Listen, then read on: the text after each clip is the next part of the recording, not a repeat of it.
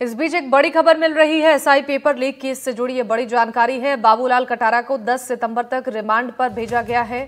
SOG ने 9 दिनों की रिमांड मांगी थी। कल ही प्रोडक्शन वारंट पर गिरफ्तार किया गया था। ये बड़ी खबर एसआई पेपर लीक मामले से जुड़ी हुई है। बाबूलाल कटारा को 10 सितंबर तक के लिए रिमांड पर भेज दिया गया है। दरअसल एसओजी की टीम जो इस पूरे मामले की जांच पड़ताल में जुटी हुई है, उनकी तरफ से 9 दिनों की रिमांड मांगी गई थी। और जानकारी के लिए आपको बता दें कि कल ही प्रोडक्शन वारंट पर गिरफ्तार किया गया था बाबूलाल कटारा को। एसआई पेपर लीक से जुड़ी ये बड़ी खबर है, जहां अपडेट ये मिल रहा है कि बाबूलाल कटारा को अब 10 सितंबर तक के लिए रिमांड पर भेज दिया गया है। एसओजी की तरफ से 9 दिनों की रिमांड मांगी गई थी और कल प्रोडक्शन वारंट पर बाबूलाल कटारा को गिरफ्तार किया गया था। इस पूरे मामले में आपको बता दें कि एसओजी की तरफ से एक्शन को तेज कर दिया गया है। एसआई भर्ती पेपर लीक मामले में कई खुलासे हो रहे हैं। पहले राइका गिरफ्तार हुआ, अब बाबूलाल कटारा पर शिकंजा कस रहा है। एसआई भर्ती पेपर लीक का ये मामला, जिसको अब एसओजी ने अपने हाथों में लिया है, जांच पड़ताल की जा रही है। 9 दिनों की रिमांड के लिए एसओजी ने मांग रखी थी और बाबूलाल कटारा को अब 10 सितंबर तक के लिए रिमांड पर भेज दिया गया है। 9 दिनों की रिमांड की अवधि में कई पूछताछ और कई जवाब सवाल होंगे, जिससे इस पूरे मामले को लेकर और भी खुलासे हो सकते हैं। कितने लोगों की संलिप्तता इस पूरे मामले में थी, ये भी जानकारी निकलकर सामने आएगी। फिलहाल आपको बता दें कि कल प्रोडक्शन वारंट पर बाबूलाल कटारा को गिरफ्तार किया गया था, जिन्हें 10 सितंबर तक अब रिमांड पर भेज दिया गया है। एसओजी की टीम ने 9 दिनों की रिमांड मांगी थी और 9 दिनों की रिमांड पर बाबूलाल कटारा से कई मसलों पर पूछताछ होंगी और कई ऐसे बड़े खुलासे भी इस पूछताछ के दौरान संभव है। एसओजी की तरफ से इस पूरे मामले को लेकर अब तत्परता से जांच पड़ताल की जा रही है।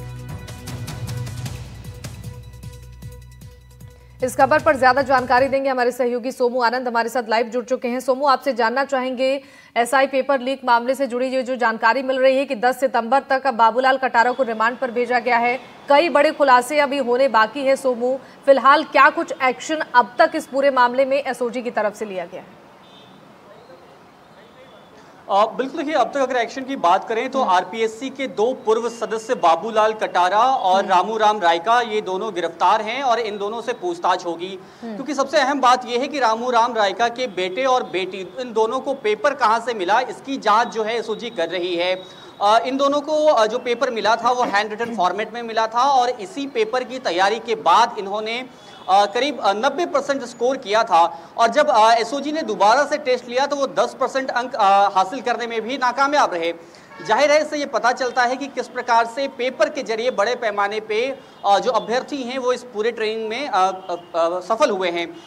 सिर्फ इतना ही नहीं, बल्कि जो आरपीएससी के अंदर जो सोर्स हैं और आरपीए में, राजस्थान पुलिस अकेडमी में जो सोर्सेज हैं, वे इस बात की तस्दीक कर रहे हैं। वे बार बार ये बात बता रहे हैं कि कई सारे जो ट्रेनी एसआई हैं वे इस लायक नहीं हैं कि वे वहां पहुंच सकें, लेकिन बावजूद इसके वे वहां पर हैं। तो इस तरह से कई सारे सवाल जो हैं वो उस पूरी भर्ती प्रक्रिया पर उठ रहे हैं।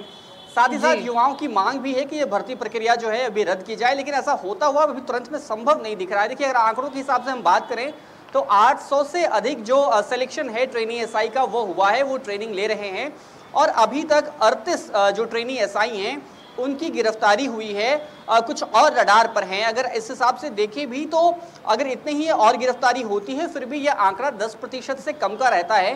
तो सवाल ये है कि क्या 10% से कम की गड़बड़ियों की अगर पुष्टि होती है तो क्या ऐसे में बाकी 90% जिनके बारे में ठोस तौर पे कुछ कहा नहीं जा सकता, क्या उनके लिए भी ये मुश्किलें बढ़ेंगी? फिलहाल ये सूचना है कि इन दोनों से आमने सामने बिठा करके पूछताछ की जा सकती है।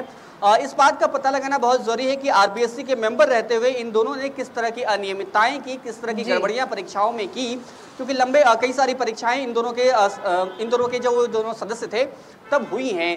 तो ये तमाम सवाल जो हैं इनके जवाब ढूंढने की कोशिश एसओजी की टीम करेगी जब रिमांड मिली है पूछताछ के दौरान। हाँ, ठीक है, बिल्कुल सोमू, तो फिर इंतजार करना होगा पूछताछ के दौरान क्या कुछ और जानकारी निकलकर सामने आती है। बहुत बहुत शुक्रिया तमाम जानकारियों के लिए।